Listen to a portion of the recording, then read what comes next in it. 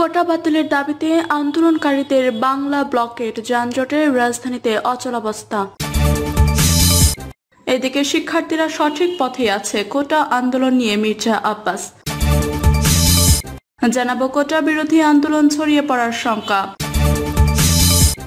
এবং সর্বশেষ জানাবো যেখানে বিচার নেই সেখানে প্রতিবাদ না করে প্রতিরোধ করতে হবে বললেন আমির খসরু।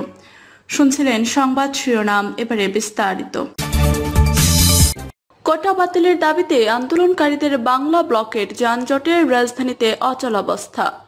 সরকারি চাকরি নিয়োগে কোটা বাতিল এবং 2018 সালে পরিপত্র পুনর্বহালের দাবিতে রাজধানীর সায়েন্স ল্যাবরেটরি মোড়, শাহবাগ মোড়, নীলক্ষেত, ইন্টারকন্টিনেন্টাল হোটেলের মোড় ও চানখারপুলের সড়ক অবরোধ করেছে শিক্ষার্থীরা। এর ফলে রাজধানীর এসব গুরুত্বপূর্ণ মোড়ের চারদিক থেকে আসা কয়েক হাজার গাড়ি আটকা পড়েছে।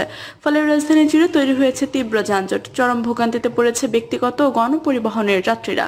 রোববার দুপুর 1:40 থেকে সরকারি চাকরিতে কোটা বাতিল এবং 2018 সালে পরিপত্র পুনর্বহালের দাবিতে রাজধানী গুরুত্বপূর্ণ এই মোড়গুলো অবরোধ করেন শিক্ষার্থীরা। অবরোধের কারণে তৈরি হওয়া যানজটে অচল হয়ে পড়েছে নিউ মার্কেট, নীলক্ষেত ও সায়েন্স ল্যাব সহ আশেপাশের গোটা এলাকা।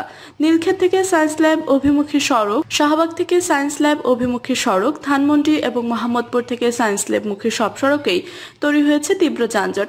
সবগুলো সড়কে যানবাহনের দীর্ঘ সারি দেখা গেছে। ব্যক্তিগত গাড়ি করে বাসায় ফিরছিলেন কল্পনা আক্তার নামে এক নারী, সঙ্গে ছিল তার এইচএসসি পরীক্ষার্থী মেয়ে। তিনি বলেন, এই জ্যাম ধানমন্ডি পর্যন্ত ছড়িয়েছে। সাধারণ মানুষের খুব ভোগান্তি হচ্ছে। দুপুর 2টা থেকে রাস্তায় বসে আছি, এখন 3:30 বাজে। মৌমিতা পরিবহনের এক বাস চালক বলেন, গাড়ি নিয়ে সায়েন্স ল্যাব আসতে দেখে রাস্তা বন্ধ, এখানে প্রায় 1 ঘন্টা দাঁড়িয়ে আছি, কখন ছাড়বে জানি না। টিএমপির ধানমন্ডি জোনের সহকারী কমিশনার নবকুমার বিশ্বাস বলেন, কলাবাগান, সায়েন্স ল্যাব, ধানমন্ডি, নীলক্ষেত আশেপাশের এলাকায় শিক্ষার্থীদের আন্দোলনের কারণে পুরো সড়ক বন্ধ হয়ে আছে, কোনো গাড়ি চলাচল করতে পারছে না। তবে ধানমন্ডি থেকে গাবতলী সড়কে যান চলাচল স্বাভাবিক রয়েছে। ফার্মগেট হয়ে গাজীপুরগামী এক বাসের চালক বলেন, গাড়ি নিয়ে 2 ঘন্টা দাঁড়িয়ে আছে, পেছনে গাড়ির সারি ঘুরিয়ে যে চলে যাব সেই সুযোগও নেই। যানজটে অতিষ্ঠ হয়ে অনেকেই বাস থেকে নেমে হেঁটে চলে যাচ্ছে। ডিএমপি কাউরান বাজার জোনের সহকারী কমিশনার স্নেহাশিস কুমার দাস বলেন, কোটা বিরোধী আন্দোলনের ফলে কোনো গাড়ি কাউরান বাজার থেকে শাহবাগের দিকে যেতে পারছে না। ফলে যানজট ফার্মগেট, তেজগাঁও ছাড়িয়ে বিজয় সরণি পর্যন্ত পৌঁছেছে। আজ সপ্তাহের প্রথম দিক, সব অফিস আদালত খোলা থাকায় সড়কে গাড়ির চাপও বেশি। এদিকে শিক্ষার্থীদের এই আন্দোলনের সমাধান কি হবে কিংবা এই যানজট কখন শেষ হবে এই বিষয়ে উপস্থিত পুলিশ কর্মকর্তারা কোনো মন্তব্য করতে রাজি হয়নি।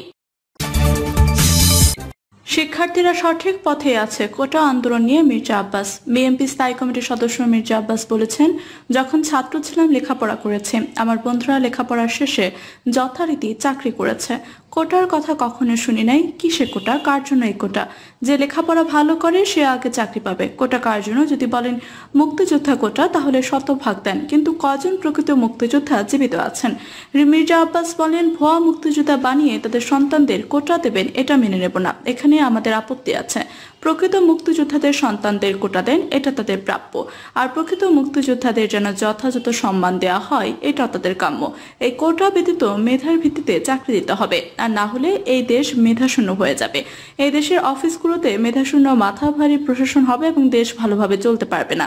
সুতরাং শিক্ষার্থীদের কোটা আন্দোলন ভুল পথে যাচ্ছে না, তারা সঠিক পথে আছে। বিএনপি স্থায়ী কমিটির সদস্য আব্বাস বলেন, শিক্ষকদের বলা হয়েছে আপনাদের বেতনে এত টাকা পেনশনে রাখতে হবে আর এত টাকা আপনারা পাবেন, ভাগ করে দেওয়া হয়েছে। কেন ভাই? শিক্ষকদের বেতনের উপর হামলা কেন? শিক্ষকদের ওরা ট্রায়াল দিচ্ছে, সার্বজনীন পেনশন কি কারণে? জনতা ব্যাংকের 4,000-5,000 কোটি টাকা অনিয়ম আপনারা মাফ করে দিলেন, বড় বড় চোরদের বিশাল চুরি করার সুযোগ করে দিলেন, আর পেনশন স্কিম করেন, এই টাকা যায় কোথায়? আব্বাস বলেন, আমাদের কষ্টের টাকা, মাথার ঘাম পায়ে ফেলানোর টাকা, ট্যাক্সের টাকা লুট করে বিদেশে থাকা আপনার ছেলেদের জন্য দামি দামি গাড়ি কিনে দেবেন। জাতীয় রাজস্ব বোর্ডের সদস্য মতিউরের ছেলে বিদেশের দামি গাড়ি চালাবে, দামি ফ্ল্যাটে থাকবে, আর আমার দেশের কৃষকরা তাদের শস্যের ন্যায্য মূল্য পাবে না। দ্রব্যমূল্যের ঊর্ধ্বগতিতে আজকে দেশের মানুষ পাগল প্রায়। আপনারা অপকর্ম করছেন আর সার্বজনীন পেনশন স্কিম করছেন। দেশের কোষাগারে টাকা শূন্য হয়ে গেছে, এখন অন্যের পকেট কেটে তাদের টাকায় কোষাগার ভরতে হবে। মির্জা আব্বাস বলেন, খালেদা জিয়াকে যে কোনো মূল্যে আমাদের মুক্ত করতে হবে। তার মুক্তির উপর নির্ভর করছে এই দেশের মানুষের গণতন্ত্র, স্বাধীনতা ও সার্বভৌমত্ব। সুতরাং খালেদা জিয়ার মুক্তির আন্দোলনকে আরো বেগবান ও জোরদার করতে হবে। দলীয় নেতা কর্মীদের উদ্দেশ্যে মির্জা আব্বাস বলেন, বলেন, দেশ স্বাধীনের সময় ৭১-এর যুদ্ধে যারা অংশ নিতে পারে নাই তাদেরকে আবারও যুদ্ধের জন্য প্রস্তুত হতে হবে। ৩০ লাখ মানুষের রক্তের বিনিময়ে দেশ স্বাধীন হয়েছে। এই স্বাধীনতাকে রক্ষা করার জন্য আরেকবার যুদ্ধ করতে হবে। দেশের স্বাধীনতা রক্ষার্থে ৬০ লাখ মানুষকে রক্ত দিতে হবে। কোটা বিরোধী আন্দোলন ছড়িয়ে পড়ার শঙ্কা। সরকারি চাকরিতে কোটা বাতিলের দাবিতে শিক্ষার্থীদের আন্দোলন সারা দেশে ছড়িয়ে পড়তে পারে। এই আন্দোলন ঘিরে অনাকাঙ্ক্ষিত পরিস্থিতি এড়াতে সতর্কতা অবলম্বনের পরামর্শ দেওয়া হয়েছে পুলিশ সদর দপ্তরের পক্ষ থেকে। কোটা বিষয়ের করণীয় ঠিক করতে বেশ কিছু সুপারিশ ও পর্যবেক্ষণ স্বরাষ্ট্র মন্ত্রণালয়ে জমা দিয়েছে পুলিশ সদর দপ্তর। গত ঈদের আগে এই প্রতিবেদন জমা দেওয়া হয়েছিল। ঈদের ছুটির পর বিশ্ববিদ্যালয় শিক্ষা প্রতিষ্ঠান খোলার পর আন্দোলন কর্মসূচি জোরদার হওয়ার সম্ভাবনার বিষয় তুলে ধরা হয় প্রতিবেদনে। এতে বলা হয়, ২০১৮ সালে কোটা সংস্কার আন্দোলনের সময় সরকারি দলের কোনো নেতার মন্তব্যে সাধারণ শিক্ষার্থীদের মাঝে ক্ষোভের সৃষ্টি হয়েছিল। শিক্ষার্থীদের যে কোনো ধরনের আন্দোলন একটি স্পর্শকাতর বিষয় হয় সরকারের দায়িত্বশীল ব্যক্তিবর্গের মন্তব্য প্রদানের ক্ষেত্রে অধিকতর সতর্কতা অবলম্বন প্রয়োজন। প্রতিবেদনে বলা হয়, শিক্ষার্থীরা আন্দোলনের নামে বিশৃঙ্খলা করলে বিভিন্ন শিক্ষা প্রতিষ্ঠানে ছাত্রলীগ বাধা দিতে পারে। এতে উভয় পক্ষে অনাকাঙ্ক্ষিত ঘটনা ঘটার আশঙ্কা রয়েছে। এতে অতীতের মতো দায়ভার ছাত্রলীগের উপর চাপিয়ে কোটা আন্দোলন তীব্র আকার ধারণ করতে পারে।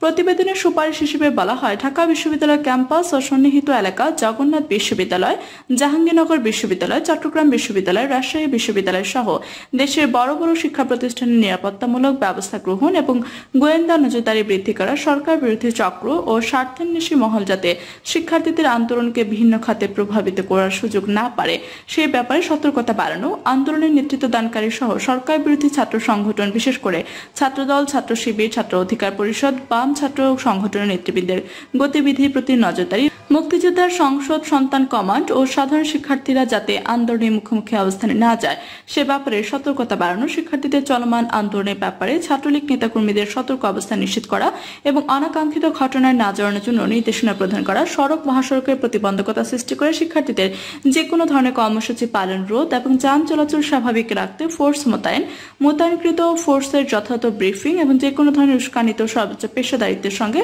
দায়িত্ব পালন নিশ্চিত করেন, শিক্ষার্থীদের আন্দোলনের বহিরাগতদের অনুপ্রবেশ রোধে নজরদারি বাড়ানো, সামাজিক যোগাযোগ মাধ্যমে অপপ্রচার ও গুজব রোধে সাইবার পেট্রোলিং জোরদার এবং সব গোয়েন্দা সংস্থার সমন্বিত নজরদারি বাড়ানো। প্রতিবেদনের পর্যবেক্ষণে বলা হয়, ২০১৮ সালে ঢাকা বিশ্ববিদ্যালয় সহ সারা দেশের শিক্ষার্থীরা সরকারি, আধা সরকারি ও স্বায়ত্তশাসিত প্রতিষ্ঠানে নিয়োগে কোটা ব্যবস্থার সংস্কারের দাবিতে তীব্র আন্দোলন গড়ে তোলে। সে সময় কোটা সংস্কার দাবির আন্দোলনের প্রতি সাধারণ শিক্ষার্থীদের ব্যাপক সমর্থন লক্ষ্য করা যায়। বর্তমান প্রেক্ষাপটে আন্দোলন স্বল্প সংখ্যক শিক্ষার্থীর অংশগ্রহণ লক্ষ্য করা গেলেও যথাযথ পদক্ষেপ গৃহীত না হলে সময়ের সঙ্গে সঙ্গে আন্দোলনের শিক্ষার্থীদের সম্পৃক্ততা বৃদ্ধি পেতে পারে। ফলে এই আন্দোলন সারা দেশের সকল বিশ্ববিদ্যালয় সহ বড় বড় শিক্ষা প্রতিষ্ঠানগুলোতে ছড়িয়ে পড়তে পারে। ঢাকা বিশ্ববিদ্যালয়ের আন্দোলনরত শিক্ষার্থীদের সঙ্গে বুয়েট, ঢাকা মেডিকেল কলেজ, শেরেবাংলা কৃষি বিশ্ববিদ্যালয়, ঢাকা কলেজ সহ ঢাকার বড় বড় শিক্ষা প্রতিষ্ঠানের শিক্ষার্থীরা যোগ দিলে তারা শাহবাগ, নীলক্ষেত, কাঁটাবন, সায়েন্স ল্যাব মোড়, জাতীয় প্রেস ক্লাব, মৎস্য ভবন ইত্যাদি এলাকায় রাস্তা অবরোধ করে বিক্ষোভ প্রদর্শন করতে পারে। উত্তেজিত শিক্ষার্থীরা আন্দোলনকালে রাস্তা অবরোধ, যানবাহন ভাঙচুর, অগ্নিসংযোগ ও পুলিশের উপর হামলার চেষ্টা চালাতে পারে। এতে বলা হয়, বিএনপি ও সমমনা দলগুলো জাতীয় সংসদ নির্বাচন পরবর্তী আন্দোলন গড়ে তুলতে নানা প্রচেষ্টা চালিয়ে যাচ্ছে, কিন্তু তারা বিভিন্ন ইস্যুতে ডাকা কর্মসূচিগুলো সাধারণ মানুষের সম্পৃক্ততা ঘটাতে ব্যর্থ হয়েছে। ফলে তারা নেতাকর্মীদের মনোবল চাঙ্গা সরকার বিরোধী আন্দোলন গড়ে তুলতে শিক্ষার্থীদের চলমান আন্দোলনকে রাজনৈতিক আন্দোলনে রূপান্তরিত করা অপপ্রয়াস চালাতে পারে। তারা শিক্ষার্থীদের আন্দোলনকে উদ্দেশ্য প্রণোদিতভাবে ভিন্ন খাতে প্রভাবিত করতে সামাজিক যোগাযোগ মাধ্যমে অপপ্রচার চালিয়ে বা গুজব ছড়িয়ে সারা দেশে আন্দোলন গড়ে তোলার অপচেষ্টা চালাতে পারে। পর্যবেক্ষণে কয়েকজন ছাত্রনেতার নাম উল্লেখ করে বলা হয়, তারা কোটা সংস্কার আন্দোলনের ন্যায় বর্তমান আন্দোলনকেও সাধারণ শিক্ষার্থীদের মাঝে ছড়িয়ে দিয়ে সকল শিক্ষা প্রতিষ্ঠানে তীব্র আন্দোলন গড়ে তোলার চেষ্টা চালাচ্ছে।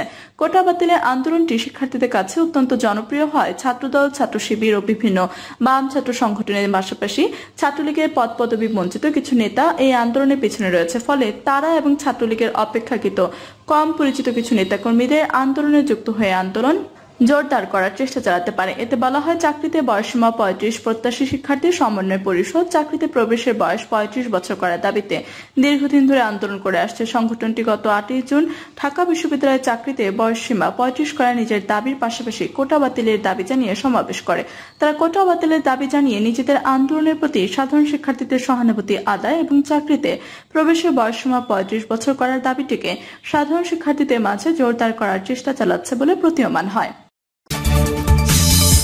যেখানে বিচার নেই সেখানে প্রতিবাদ না করে প্রতিরোধ করতে হবে বললেন আমির খসরু।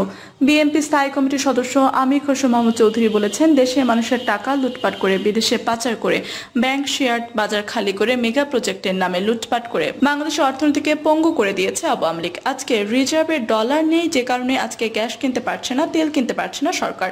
মূল্যবৃদ্ধির কারণে বাংলাদেশের মিল ফ্যাক্টরিগুলো বন্ধ হয়ে যাচ্ছে। যে অর্থ ছিল ব্যবসার, সেই অর্থ লুটপাট করে বিদেশে পাঠিয়ে দেওয়া হয়েছে। ডলার পাচার করে দিয়েছে খালেদা জিয়াকে জেলে নিতে।